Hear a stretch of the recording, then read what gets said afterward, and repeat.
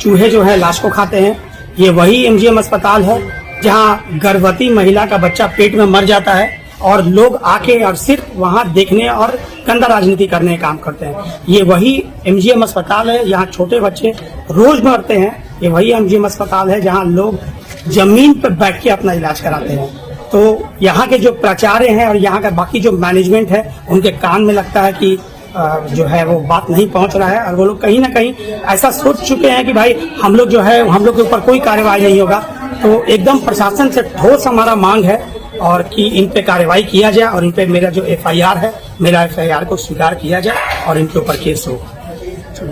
Hospital का काम में जब गड्ढा खोदा जा रहा था तो इस भवन का एक पिलर क्षतिग्रस्त हो गया था उनके गड्ढा खोदने के कारण। तो उन लोगों के वर्कर लोग क्या किए कि बिना उसको रिपेयर किए उसको बांस भल्ला लगा के और उसको जो है यूं ही छोड़ दिया गया। तो ये जो बिल्डिंग है ये कंडम घोषित नहीं हुआ था, ये बिल्डिंग कंडम नहीं है, लेकिन चूंकि पिलर वहां में क्षतिग्रस्त हो गया था उसके चलते अभी यहाँ का पूरा क्षति नीचे आ गया।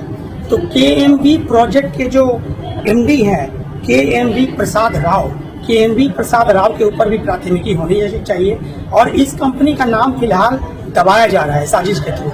कोई भी आदमी ये नहीं चाहता है कि ये कंपनी का नाम आगे आए क्योंकि एक बहुत बड़ी कंपनी है। यहाँ न्याय दिया ही नहीं गया है। जो भी आके 5 लाख रुपया मुआवजा का ऐलान किया गया है वो ऐसा लग रहा है ऐसे खैरात बांटा गया है। जान माल का कोई कीमत नहीं होता है। अगर आप कानून में भी देखिएगा तो कॉम्पनसेशन अलग चीज है और इनवॉलेंट्री कॉम्पनसेशन और प्यूनिटिव डैमेजेस जिसको बोलते हैं प्यूनिटिव डैमेजेस अलग चीज है। तो इन लोगों का जान माल का जो नुकसान का जो प्यूनिटिव डैमेजेस है उसका भरपाई कौन करेगा?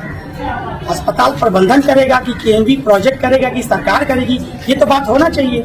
ये तो जांच का विषय है। यहाँ किसके ऊपर अभी तक 7-8 दिन हो गया है कोई एफआईआर नहीं हुआ है।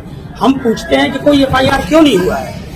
हम एफआईआर के ऊपर लिख के दिए हैं साक्षी थाना को इस पे रिक्वेस्ट करते हैं प्रशासन को क्योंकि प्रशासन बहुत मुस्तैदी से काम कर रही है। इसलिए हम ये आशा करते हैं कि प्रशासन राजनीतिक दबाव से ऊपर उठेगा और पीड़ितों को न्याय दिलाने का काम करेगा एफआईआर करके। एक और जो बहुत ही ज्वलंत जो बात है इसमें वो ये है कि ये जो चार्जेस है ये इनवॉलेंट्री मैनस्लॉटर का चार्जेस है।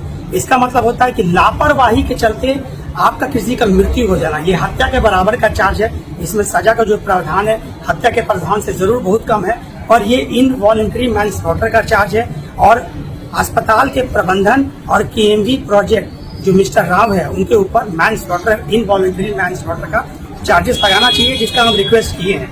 ये मेरा मांग है जनता के लिए कि सिर्फ मुआवजा से यहाँ काम नहीं चलेगा। यहाँ उचित जांच हो, जांच के बाद कमेटी बैठे, कमेटी बैठने के बाद इन लोगों पे एफआईआर किया जाए और दोषियों को न्याय दिलाने का काम किया जाए। और झारखंड में जितने भी बिल्डिंग है वो सारा का सारा बिल्डिंग जो कंडम घोषित किया जा सकते, यहाँ हम लोग को एक लेसन लेना चाहिए कि इस तरह की घटना कैसे आगे नहीं हो, कैसे हम लोग इसको रोक सकते हैं। इसको रोकने के लिए एक व्यापक जो है ठोस कदम लेना होगा, जनता के बीच में संदेश भेजना होगा कि आपके अंडर में जो आदमी आया है, अगर हम अस्पताल में भर्ती हैं और हम अस्पताल में लेटे हुए हैं, कल को के अस्पताल का छत मेरे ऊपर गिर जाए तो इसका दोषी कौन होगा? मेरे जान का दोषी कौन होगा? सिर्फ 5 लाख रुपया मुआवजा दे देने से जान का दोषी जो है उसका जिम्मेदारी खत्म नहीं होता है।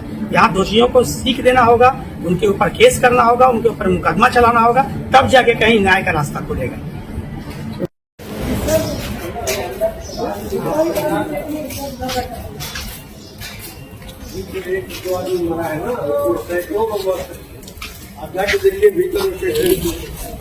और कोई बीमार नहीं है, एक मौत के बाद भी नींद नहीं खुला लोग।